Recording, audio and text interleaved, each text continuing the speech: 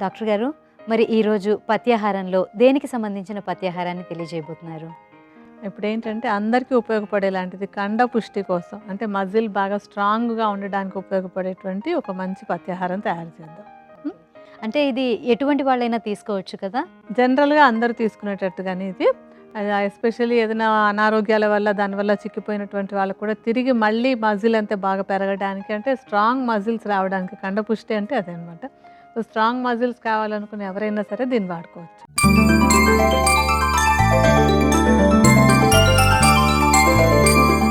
మరి దానికి కావాల్సిన పదార్థాలేంటో చూద్దామా? యష్టి మధు, ఎండు ద్రాక్ష, నెయ్యి, పిప్పళ్ళు, చక్కెర, వరిపేలాలు. మరి కండపుష్టి కోసం పథ్యాహారానికి కావాల్సిన పదార్థాలేంటో తెలుసుకున్నాం కదా. మరి దాన్ని ఎలా తయారు చేసుకోవాలో డాక్టర్ గారిని అడిగి తెలుసుకుందాం. డాక్టర్ గారు, మరి దీన్ని ఎలా తయారు చేసుకోవాలో తెలియజేస్తారా? దీన్నేంటంటే ఒక ఘృతం అంటాం. ఒక నెయ్యి బేస్‌తో తయారు చేసేటువంటి ఒక పథ్యాహారం ఇది. దీనికి మొట్టమొదట మనం స్టవ్ వెలిగించి పాన్ పెట్టుకుందాం.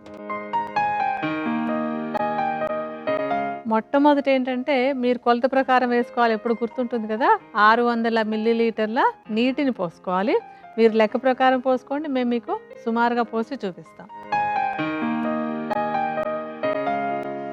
ఇప్పుడు నీళ్ళు తీసుకున్నాం కదా, ఇంకా మిగతా ఏమేమి వేయాలో చెప్తూ ఉంటాను.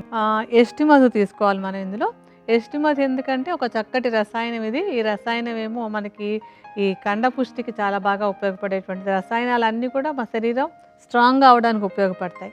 సో, ఎస్టి మధుని పొడిలాగా చేసేసుకుని ఈ పొడిని ఒక 50 గ్రాముల పరిమాణంలో వేసుకోవాలి. ఎస్టి మధు తర్వాత పిప్పళ్ళు. పిప్పళ్ళు కూడా చక్కటి రసాయనం. అంటే ఇది రసాయనం ఒకటే కాకుండా ఇందులో జీర్ణశక్తిని పెంచేటువంటి గుణం ఉంది. అంటే తీసుకున్నది ఏదైనా అరగాలి. మనం ఎంత స్ట్రాంగ్‌దో ఎంత గొప్ప ఔషధం తీసుకున్నా, ఎంత గొప్ప ఆహారం తిన్నా అది అరగాలి, వంట పట్టాలి. సో, అరగడానికి, వంట పట్టడానికి కూడా ఈ పిప్పళ్ళు చాలా చక్కగా ఉపయోగపడతాయి.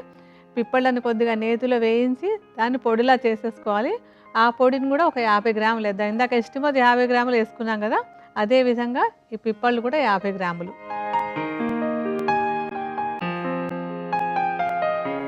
తర్వాత ఎండు ద్రాక్ష. ఈ ఎండు ద్రాక్ష కూడా చక్కటి రసాయనం. ఇది ఏంటంటే దీనిలో మనకి శరీరానికి కావాల్సినటువంటి మంచి మంచి పోషక విలువలు, సహజ సిద్ధంగా ఉండేటటువంటి చక్కెర పదార్థాలు అన్నీ ఉంటాయి. ఇది చాలా చక్కటి రసాయనంగా పనిచేస్తుంది, తేలికగా అరుగుతుంది కూడాను. దీన్ని మనం ఇందాక మిగతా ఎలా తీసుకున్నామో 50 గ్రాములు తీసుకున్నాం కదా పిప్పళ్ళు, ఎస్టి మధు కూడాను, దీన్ని 100 గ్రాముల పరిమాణంలో వేసుకోవాలి.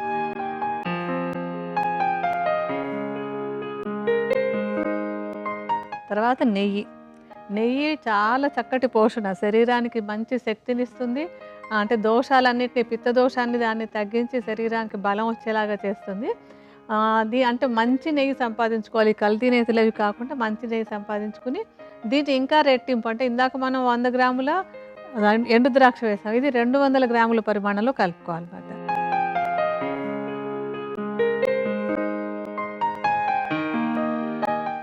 ఇప్పుడు వీటన్నింటినీ కలిపేసి మనం దాన్ని నెమ్మదిగా సన్నటి మంట మీద మరగనివ్వాలి. ఎంతసేపు అంటే ఆ నీటి శాతం అంతా తగ్గిపోయి మిగతా ఔషధాలు, నెయ్యి మాత్రం మిగిలేలాగా, నీరంతా ఆవిరైపోయేలాగా సన్నటి మంట మీద ఎప్పుడూ మర్చిపోకూడదు. లో ఫ్లేమ్లోనే చేసుకోవాలి మనం. లేకపోతే ఏంటంటే మామూలు ఔషధాల్లో ఉండే సారం అంతా పోతుంది, మనకి మందు మిగలదు, మాడిపోతుంది అనమాట. అందుకని సన్నటి మంట మీద కాస్త ఓర్పుగా కాచుకోవాలి.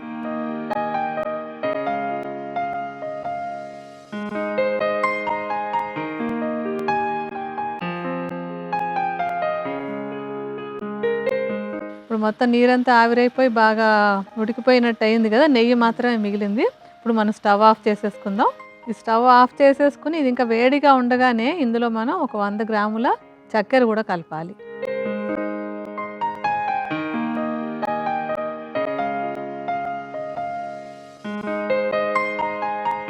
మనం బాగా కలిపేస్తే ఆ వేడికి కరిగిపోతుంది అదంతాను.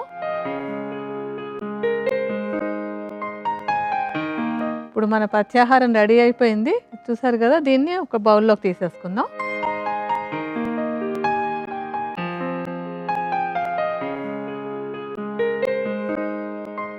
మరి డాక్టర్ గారు, కండపుష్టి కోసం పథ్యాహారం అయితే రెడీ అయిపోయింది కదా, దీన్ని ఏ విధంగా తీసుకోవాలంటారు?